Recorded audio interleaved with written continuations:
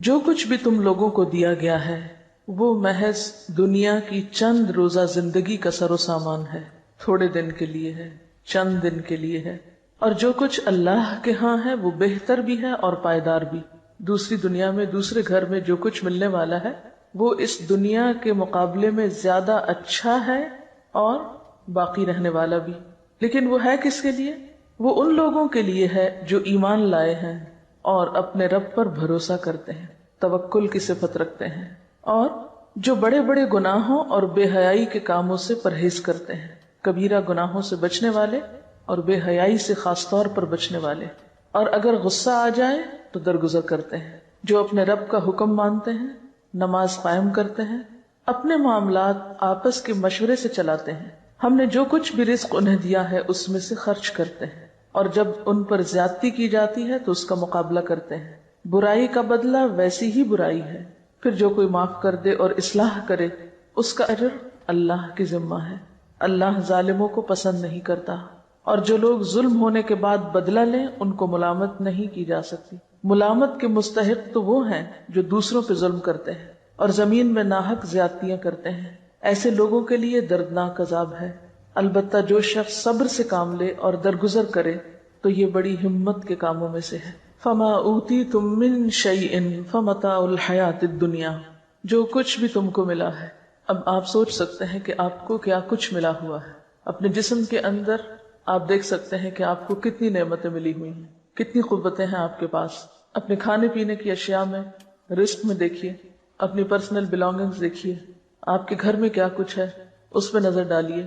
تو جو کچھ بھی آپ کی پوزیشن میں ہے، جو بھی آپ کی ملکیت میں ہے، جو بھی آپ کے نام پر ہے، کوئی پراپرٹی ہے، کوئی جاگیر ہے، کوئی پلازا ہے، کوئی گھر ہے، کوئی لینڈ ہے، کچھ بھی جو آپ کے پاس ہے یہ صرف تھوڑے دن کے لیے ہے، چند دن کے لیے۔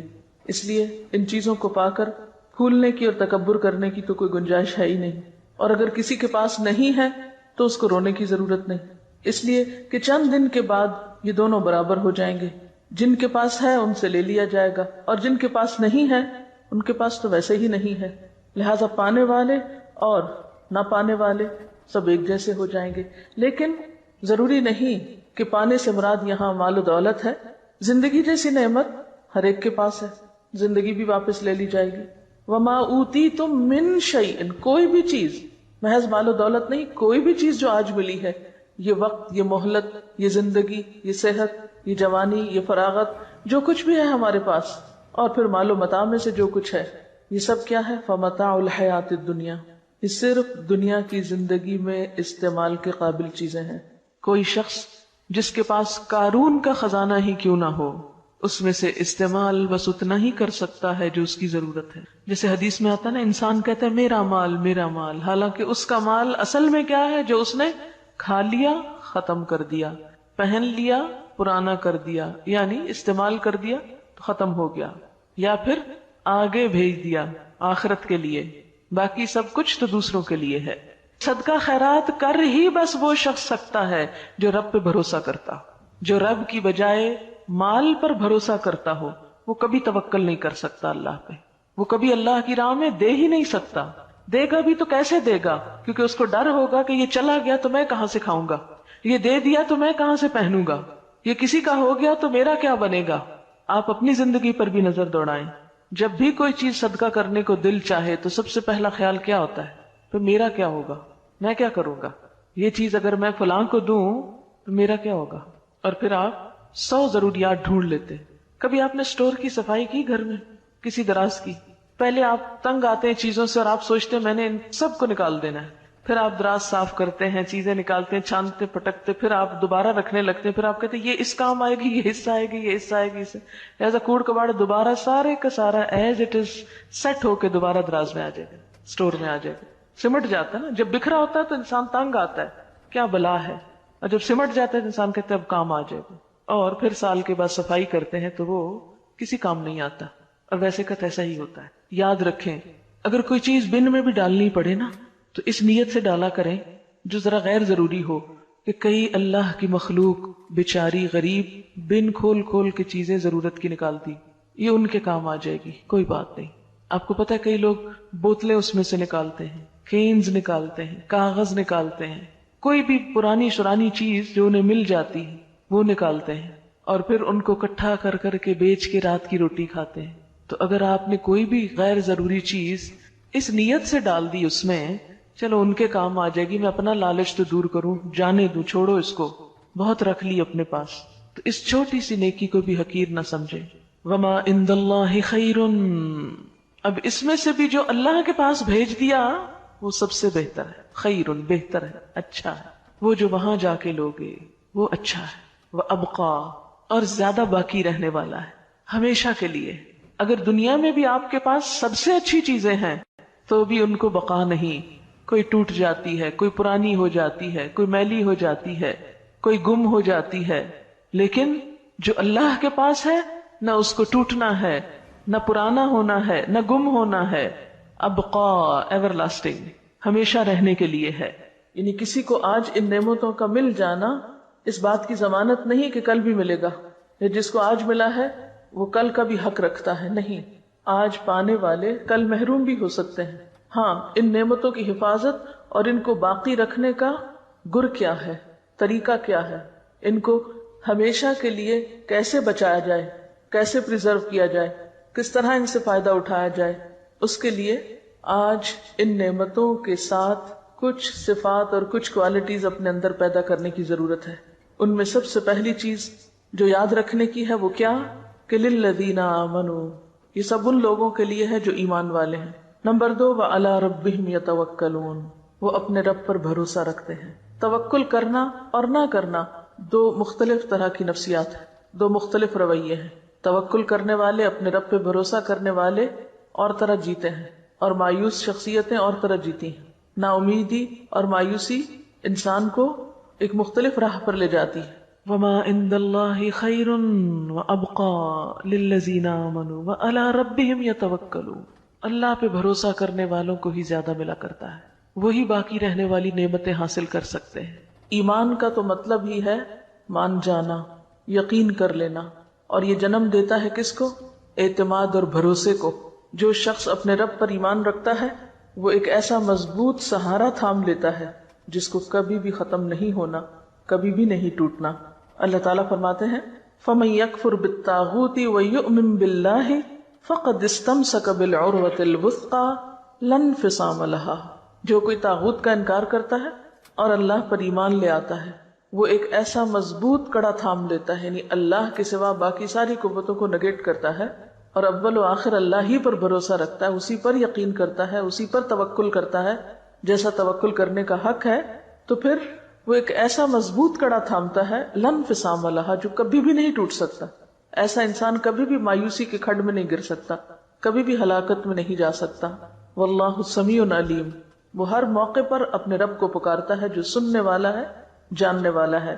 ان کا دوست اللہ ہے.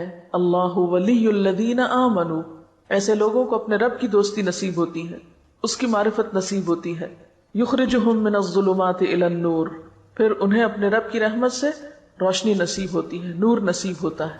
اور یہ نور اسی کو نصیب ہو سکتا ہے جو حقیقی معنوں میں ایمان رکھتا ہو اور اپنے رب پر بھروسہ کرتا ہو. وہ پھر مایوسیوں کے اندھیرے میں نہیں رہتا، اللہ تعالیٰ اس کو مایوسیوں کے اندھیرے میں نہیں چھوڑتا. یعنی ایمان میں آنا بذات خود ایک نور کا پانا ہے، اور پھر جب ایک روشن راستہ اس کو نظر آ جاتا ہے تو وہ اس کے اوپر چل پڑتا ہے. یخرجہم من الظلمات الی النور. اس کے برعکس والذین کفروا اولیاءہم الطاغوت یخرجونہم من النور الی الظلمات اولئک اصحاب النار ہم فیہا خالدون. تو بات یہ ہے کہ جن کے دل ایمان سے لبریز ہوتے ہیں اور پھر اس کے نتیجے میں توکل سے معمور ہوتے ہیں، پھر ان کی زندگیوں میں مایوسی اور پریشانی اور خوف اور غم اور تمام منفی کیفیات دور ہونے لگتی ہیں، وہ ان کو گھیر نہیں سکتی. یعنی غم کا زندگی میں آنا ایک فطری سی چیز ہے، خوف کا زندگی میں آنا، غم اور خوف کو محسوس کرنا ایک بالکل فطری بات ہے. لیکن غم اور خوف کے شکنجے میں جکڑا جانا اور ان کو اپنے سر پہ مسلط کر لینا، یہ بالکل ایک دوسری کیفیت کا نام ہے. جو لوگ حقیقی معنوں میں ایمان رکھتے ہیں اور اپنے رب پر توکل کرتے ہیں اور اپنے رب کو رب مانتے ہیں، وہ غمگین تو ہو سکتے ہیں لیکن غم کو اپنے اوپر مسلط نہیں ہونے دیتے. کسی بھی قسم کی منفی کیفیت کا اس طرح شکار نہیں ہوتے کہ اس سے ان کی صلاحیتوں کو زنگ لگنے لگے یا ان کے اوقات برباد ہونے لگے یا ان کی صلاحیتیں ختم ہونے لگے، یا پھر وہ اپنی زندگی میں کوئی تعمیری اور پروڈکٹیو کام نہ کر سکیں. یہ نہیں ہو سکتا. ایمان انسان کو مضبوط بناتا ہے، جرأت مند بناتا ہے اور حالات کا مقابلہ کرنا سکھاتا ہے. اور ان تمام آیات کی تھیم بھی یہی ہے، کیونکہ آگے جا کر آپ دیکھیں کہ جب ان پہ ظلم ہوتا ہے تو بدلہ لیتے ہیں، اور ان کے اندر اتنی طاقت ہوتی ہے کہ وہ صبر بھی کر سکتے ہیں، اور اتنے وسیع دل کے مالک ہوتے ہیں کہ وہ معاف بھی کر سکتے ہیں. لہذا وَمَا عِندَ اللَّهِ خَيْرٌ وَأَبْقَى لِلَّذِينَ آمَنُوا وَعَلَىٰ رَبِّهِمْ يَتَوَكَّلُونَ. آخرت کا گھر توکل کرنے والوں کے لیے، کیونکہ جو شخص اللہ پہ توکل کرتا ہے وہ ایک مثبت سوچ کا مالک ہوتا ہے. جو شخص مثبت سوچ کا مالک ہوتا ہے اس کی زندگی تعمیری، مفید اور خیر اور بھلائی کے کاموں سے بھری ہوئی ہوتی.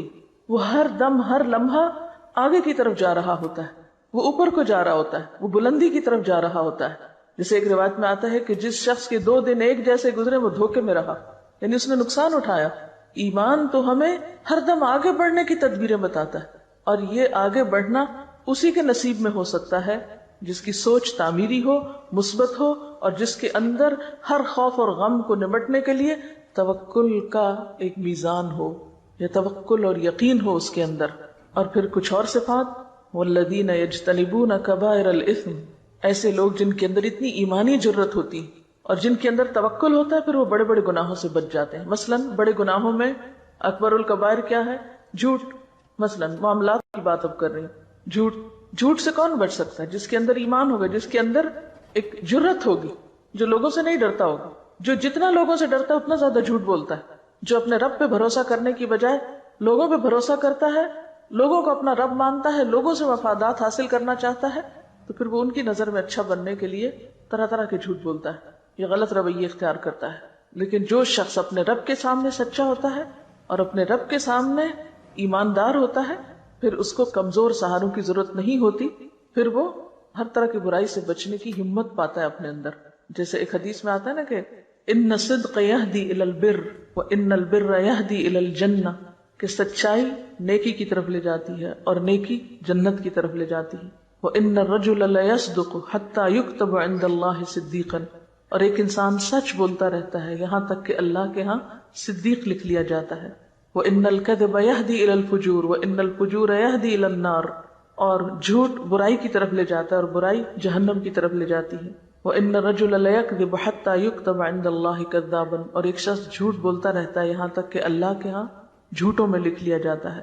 وَالَّذِينَ يَجْتَنِبُونَ كَبَائِرَ الْإِثْمِ، اور وہ لوگ جو اجتناب کرتے ہیں بڑے بڑے گناہوں سے، کبیرہ گناہوں سے.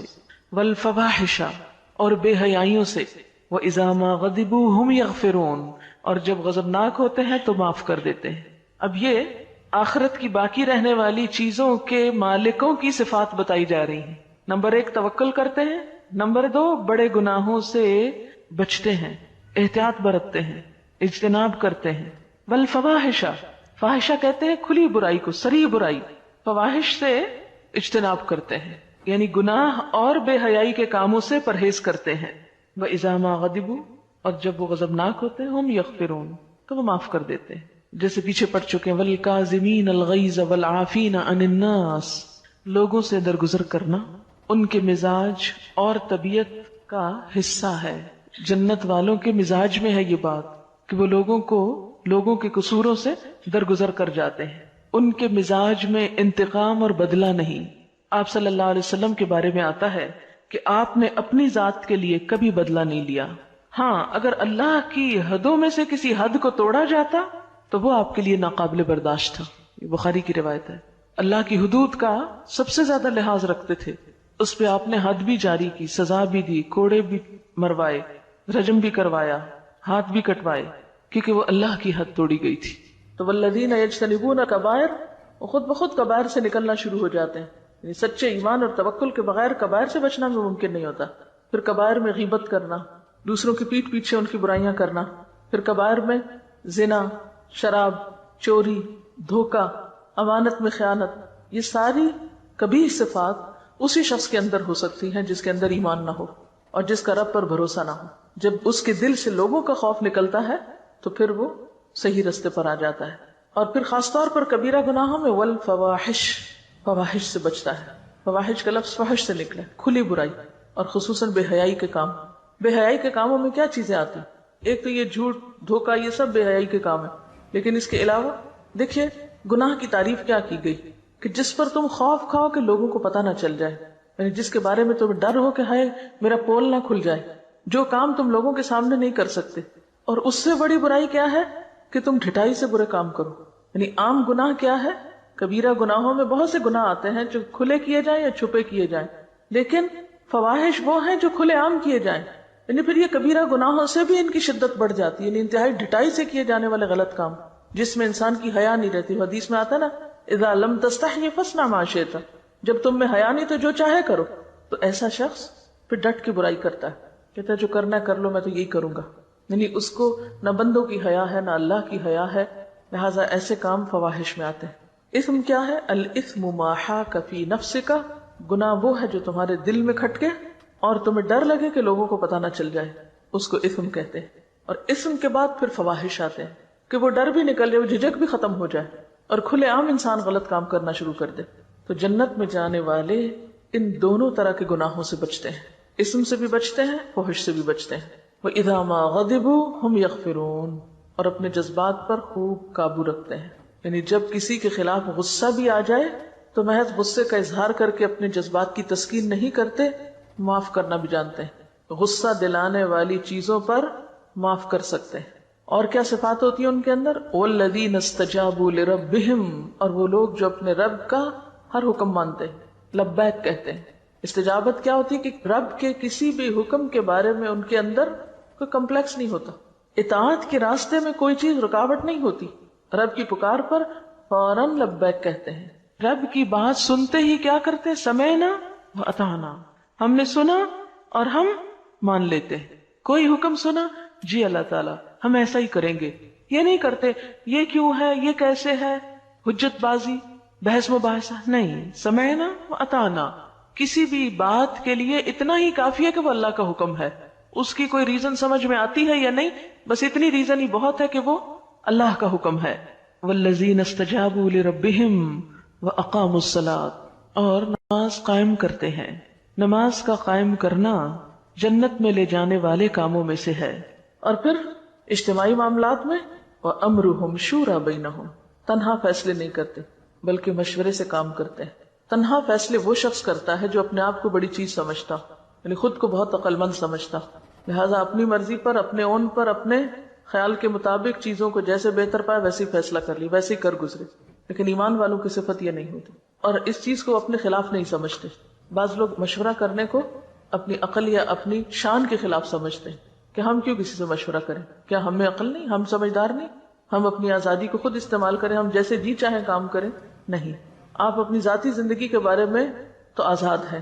مثلا آپ نمکین پسند کرتے ہیں یا میٹھا، آپ کا جو جی چاہے کھائیں، اس میں آپ کو کسی سے مشورہ کرنے کی ضرورت نہیں، اللہ یہ کہ آپ بیمار ہو جائے تو پھر آپ کو ضرور پوچھنا پڑے گا ڈاکٹر سے کہ مجھے کیا کھانا چاہیے اور کیا نہیں، پھر وہ آپ سے فیس بھی لے گا مشورے کی اور آپ پر پابندیاں بھی لگائے گا۔ لیکن اجتماعی معاملات کسی ایک شخص کی مرضی سے نہیں چلا کرتے، چاہے وہ گھر کی اجتماعیت ہو، چاہے وہ کسی ادارے کی اجتماعیت ہو، اس میں باہم مشورہ بے حد ضروری ہے، اور مشورہ پھر کامیابی کا راستہ کھولتا ہے۔ اور مشورہ کیا ہے؟ دراصل کسی بھی کام کے بہتر پہلو کو اختیار کرنے کے لیے بہتر رائے کا انتخاب، اور دوسرے سب کو ساتھ ملا کر چلنا، یعنی ٹیم ورک کی جان یا روح ہوتا ہے، باہمی اعتماد کو ظاہر کرتا ہے۔ وَأَمْرُهُمْ شُورَى بَيْنَهُمْ، اور ان کے آپس کے معاملات مشورے سے طے ہوتے ہیں۔ یہ جنت کے وارثوں کی ایک اہم خوبی ہے۔ شورا کا لفظ ذکرا اور بشرا کی طرح باب مفاعلہ سے اسم مصدر ہے، یعنی اہل ایمان ہر اہم کام باہمی مشاورت سے کرتے ہیں، اپنی ہی رائے کو حرف آخر نہیں سمجھتے۔ خود نبی صلی اللہ علیہ وسلم کو بھی اللہ تعالیٰ نے حکم دیا کہ مسلمانوں سے مشورہ کیجیے۔ آل عمران 159 میں آتا ہے وَشَاوِرْهُمْ فِي الْأَمْرِ، چنانچہ آپ صلی اللہ علیہ وسلم جنگی معاملات اور دیگر اہم کاموں میں مشاورت کیا کرتے تھے۔ اس کا فائدہ کیا ہوتا ہے؟ اس سے ان لوگوں کی حوصلہ افزائی ہوتی ہے جن سے مشورہ کیا جاتا ہے، اور دوسرا فائدہ کیا ہوتا ہے کہ کسی کام کے اہم حصے نمایاں ہو جاتے ہیں، کیونکہ ہر شخص اپنے اپنے اینگل سے دیکھ رہا ہے۔ مثلا اگر ہم نے اس کمرے کا حدود اربع بیان کرنا ہو تو اگر صرف میں ایکسپلین کرتی رہوں گی تو بات پوری نہیں کر سکوں گی. کیوں؟ اس لیے کہ میں صرف اپنے سامنے والی چیز کو دیکھ رہی ہوں.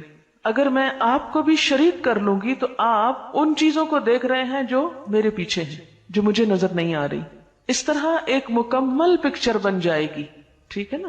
مشورہ بھی ایسا ہی ہوتا ہے. کسی بھی معاملے کے بارے میں جب مشورہ کیا جاتا ہے آمنے سامنے بیٹھ کر، تو ایک شخص ایک اینگل سے دیکھتا ہے، دوسرا دوسرے سے، اور اس طرح وہ پوری چیز سامنے آ جاتی ہے.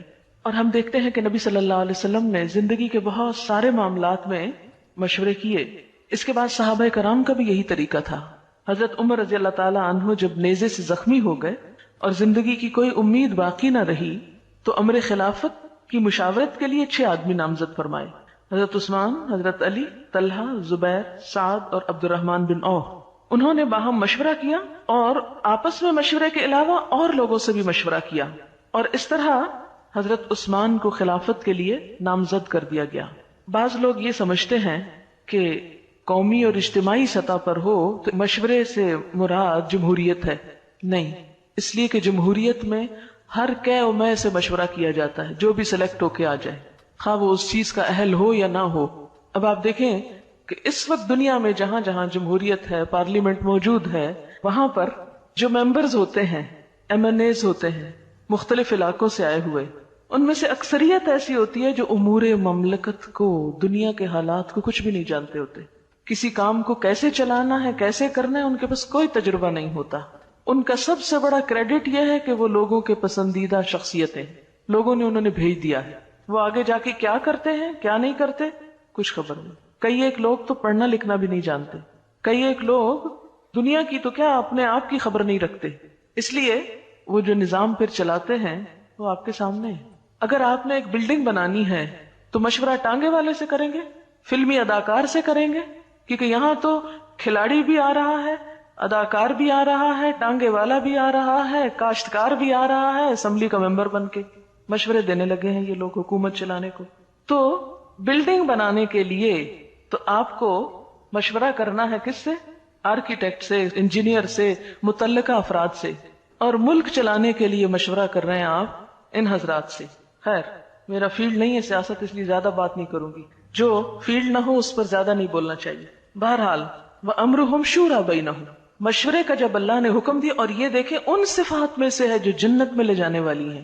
اس کو معمولی صفت نہ سمجھے، یہاں پر معمولی چیز نہ لیں اس کو کہ ٹھیک ہے دل چاہے گا مشورہ کریں گے، نہیں تو نہیں صحیح. نہیں، آپ کو کرنا ہے اگر آپ جنت میں جانا چاہتے ہیں. اب آپ دیکھیں کہ مشورہ جہاں کرنا ضروری ہے وہاں ہر معاملے اور ہر چیز میں بھی نہیں کرنا ہوتا. مثلا میں کھانا کھاؤں کہ نہ، اب اس پر مشورے کی نہیں ضرورت. نماز پڑھوں یا نہ، اگر آپ اکثریت کہہ دیں گے مجھے نماز پڑھنی چاہیے تو میں پڑھ لوں گی. اگر آپ کہ نہیں آپ کو کوئی بات نہیں، آج آپ نہ پڑھیں، تو میں کو نہیں، میں نہیں پڑھ رہی، سب نے مجھے مشورہ دیا تھا نماز نہ پڑھنا، تو اللہ تعالیٰ آپ نے کہا تھا مشورہ کرنا. تو ایسے معاملات میں مشورہ نہیں ہے.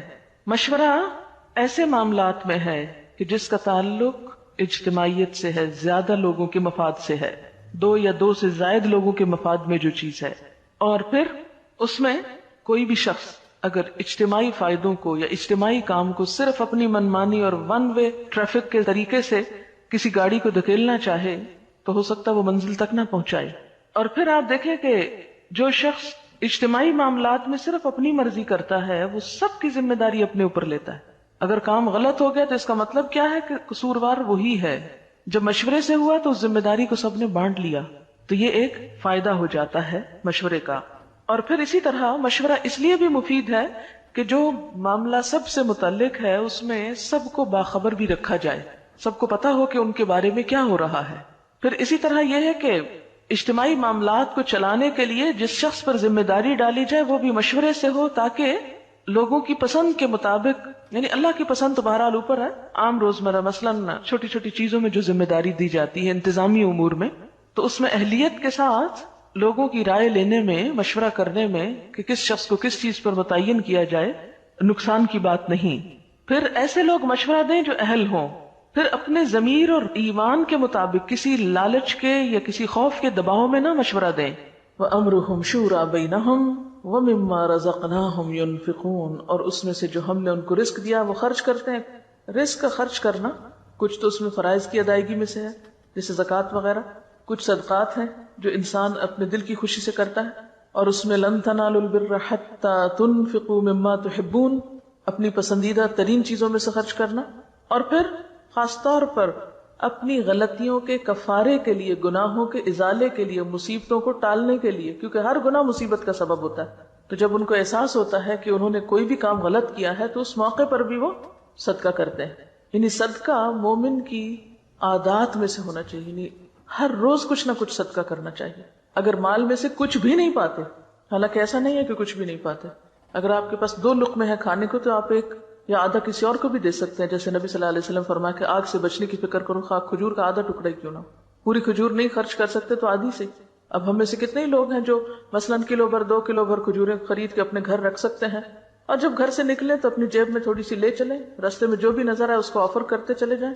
آسان طریقہ ہے صدقہ کرنے کا، لیکن عموماً ہم اس طرف توجہ نہیں کرتے کہ ہر روز صدقہ کرنا چاہیے۔ یہ چھوٹی سے چھوٹی چیز بھی صدقہ کی جا سکتی، کیونکہ ہم کوتاہیاں روز کرتے ہیں، ہم غلطیاں روز کرتے ہیں، لہذا ہمیں روزانہ صدقہ کرنے کی ضرورت ہے۔ تو وَمِمَّا رَزَقْنَاهُمْ يُنْفِقُونَ، جو رزق ہم نے ان کو دیا اس کو اکٹھا کر کے نہیں رکھتے رہتے، صرف اپنی ذات کے لیے نہیں کرتے، اس میں سے وہ نکالتے رہتے۔ یہ ان کی عادت ثانیہ ہوتی، مسلسل وہ اس کے بارے میں سوچتے رہتے ہیں، کیونکہ بہت سے ڈپریشن، بہت سے دل کے بوجھ اور بہت سے غم کا علاج صدقہ ہے۔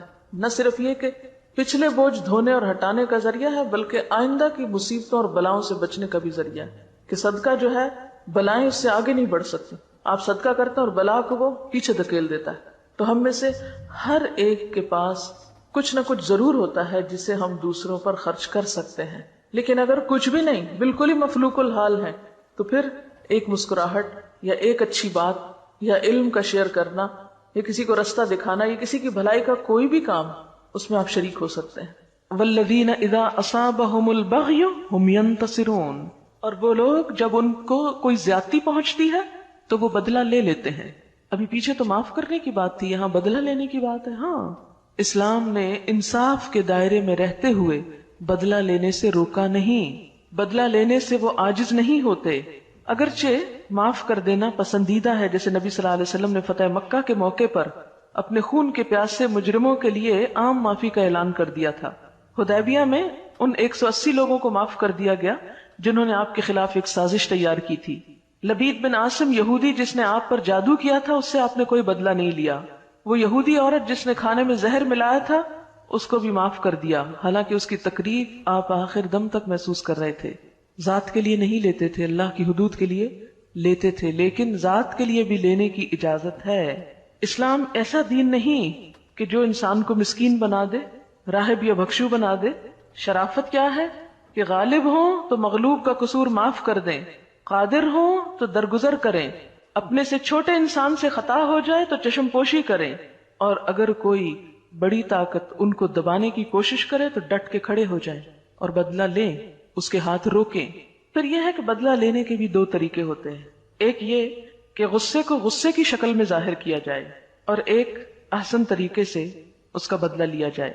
غصہ آنا، تلخی پیدا ہونا بالکل ایک نیچرل بات ہے، کوئی شخص اس سے بچا ہوا نہیں۔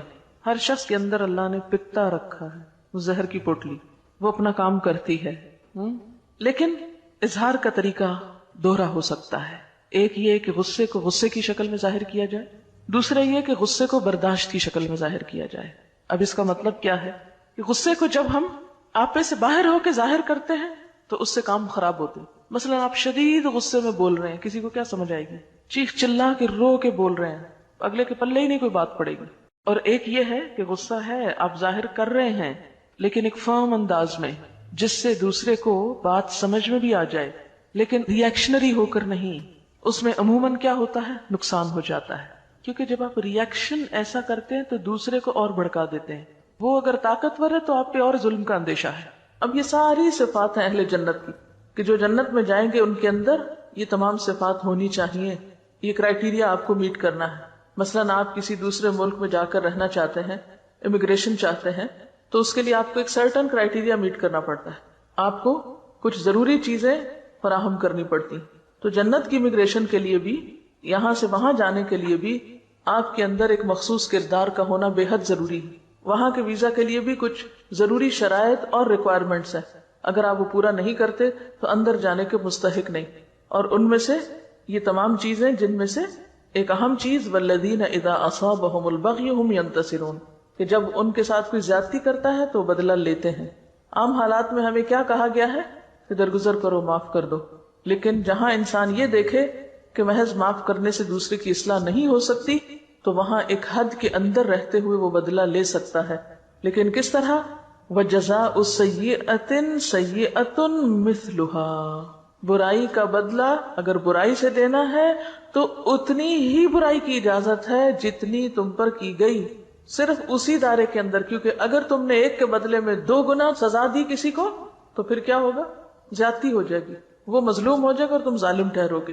لیکن اس کے ساتھ ساتھ پھر مزید کیا سکھا دیا کہ اگرچہ بدلہ لینے کا حق ہے کیونکہ اسلام انصاف کا دین ہے، اس میں عدل ایک بہت اہم صفت ہے، لیکن اس کے باوجود افضل اور پسندیدہ کیا ہے؟ فمن عفا، جو کوئی معاف کر دے، وہ اصلح، اور اصلاح کر لے تعلقات کی، فاجرہ علی اللہ، تو اس نے اپنا اجر اللہ کے ہاں محفوظ کر دیا، وہاں جا کر اس کو مل جائے گا، ضائع نہیں جائے گا. انہ لا يحب الظالمین، وہ ظالموں سے محبت نہیں رکھتا. ظالم کون ہے؟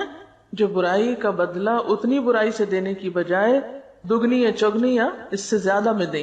وَلَمَنِ انتَصَرَ بَعْدَ ظُلْمِهِ فَأُولَٰئِكَ مَا عَلَيْهِم مِّن سَبِيلٍ، لیکن اگر کوئی معاف نہیں کرنا چاہتا، درگزر نہیں کرنا چاہتا، بدلہ ہی لینا چاہتا ہے تو بدلہ لینے والے کو برا بھلا نہیں کہا جائے گا.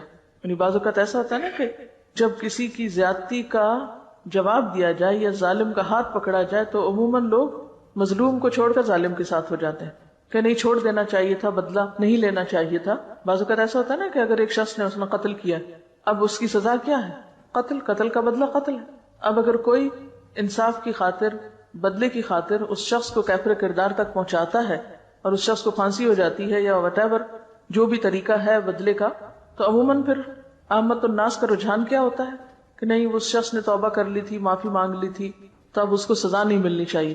نہیں، یہ حق اللہ نے کس کو دیا ہے؟ مقتول کے وارثوں کو دیا ہے. وہ چاہے تو معاف کر دیں، چاہے تو بدلہ لیں. جو بدلہ لے گا اس کو کوئی برا نہیں کہے گا. فَأُولَٰئِكَ مَا عَلَيْهِم مِّن سَبِيلٍ، ایسے لوگوں کو ملامت نہ کی جائے گی. بدلہ لینے والے کو آپ برا بھلا نہیں کہہ سکتے، لیکن اس وقت تک جب کہ وہ اتنا ہی لے جتنی اس پر زیادتی ہوئی، آگے نہ بڑھے. ہاں آگے بڑھے تو پھر وہ ظالم ہوگا. انما السبیل علی الذین یظلمون الناس، ملامت تو ان پر ہے جو لوگوں پہ ظلم ڈھاتے ہیں. وَيَبْغُونَ فِي الْأَرْضِ بِغَيْرِ الْحَقِّ، اور زمین میں ناحق زیادتیاں کرتے ہیں. اولئک لہم عذاب علیم، ایسے لوگوں کے لیے دردناک عذاب ہے. یعنی دنیا میں بھی ان کو سزا دی جا سکتی ہے، اور اگر دنیا میں وہ بچ جائیں، پکڑے نہ جائیں، تو آخرت میں وہ اللہ کی سزا سے بچ نہیں سکتے. اولئک لہم عذاب علیم، وہاں وہ دردناک سزا پائیں گے. اور خلاصہ کیا ہے اس سارے معاملے کا؟ وَلَمَنْ صَبَرَ، ابتدائے گفتگو میں ایمان کی بات تھی، توکل کی بات تھی، اور انتہائی گفتگو میں صبر. وَلَمَنْ صَبَرَ وَغَفَرَ، اور جو کوئی صبر کرے اور معاف کر دے، دوسروں سے درگزر کرے، تو إِنَّ ذَلِكَ لَمِنْ عَزْمِ الْأُمُورِ، یہ بڑی ہمت کے کاموں میں سے ہے. اور یہ ہمت کس کے اندر آتی ہے؟ جس کے اندر ایمان کی پختگی ہو، کردار کی پختگی ہو، اخلاق کی بلندی ہو، جو اپنے رب پر بھروسہ کرنا جانتے ہوں. یہاں ایک بات یاد رکھیے کہ غصے پر قابو پانے کی بات تو ہے ہی، لیکن جو چیز کہی جا رہی ہے وہ یہ کہ غصے کے باوجود معاف کر سکتے ہیں. یعنی غصہ ہے تو پھر بھی معاف کر دیتے ہیں. یہاں توکل کی صفت جو ہے وہ ساری خوبیوں کا اور ان آگے کے سارے کاموں کے لیے ایک بنیاد نظر آتی ہے. یعنی توکل کے بغیر آپ باقی کام نہیں کر سکتے، کیونکہ انسان کو کیا چیز اللہ کی اطاعت سے روکتی ہے؟ دنیا کی محبت، دنیا کا مفاد، کسی چیز کا خوف، کسی چیز کی طلب. تو جب آپ کے اندر توکل آ جاتا ہے تو پھر آپ دنیا سے بے نیاز ہونے لگتے ہیں. جب بے نیاز ہو جاتے ہیں تو آپ کے اندر ایک بے خوفی کی کیفیت پیدا ہوتی ہے، یعنی خوف ختم ہو جاتا ہے آپ کے اندر سے. تو پھر آپ کے اندر ایک ایسی جرت پیدا ہوتی ہے کہ آپ بڑے بڑے سٹیپ اٹھا سکتے ہیں.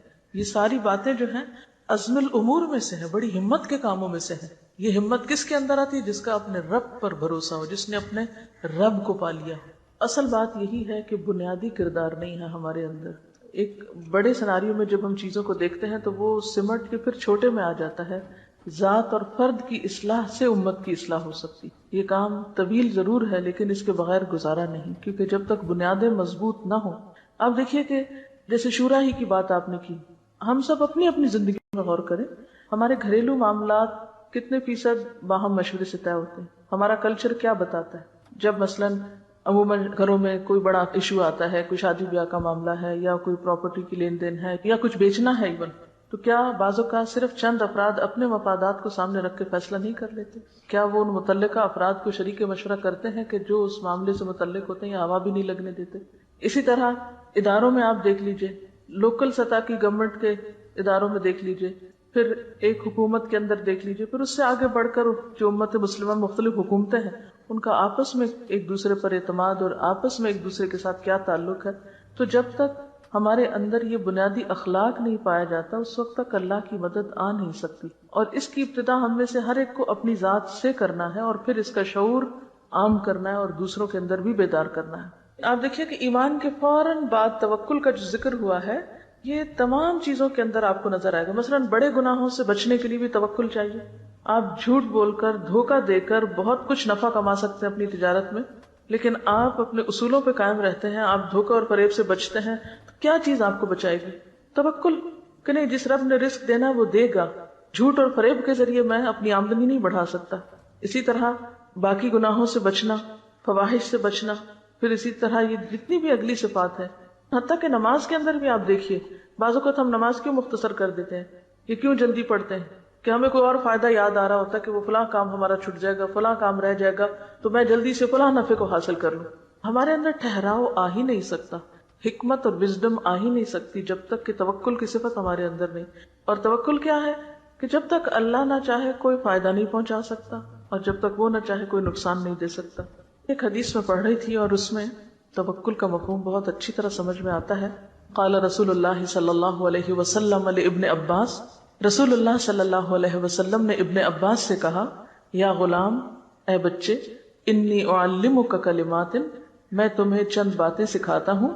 اب آپ یہ بھی دیکھ لیجئے کہ آپ صلی اللہ علیہ وسلم کی تعلیم صرف بزرگوں کے لیے نہیں تھی، ٹین ایجرز کے لیے بھی تھی. غلام جو ہے ٹین ایجر کو کہتے ہیں، ان کو بھی آپ نے تعلیم دی اور ان کو بھی براہ راست سکھایا.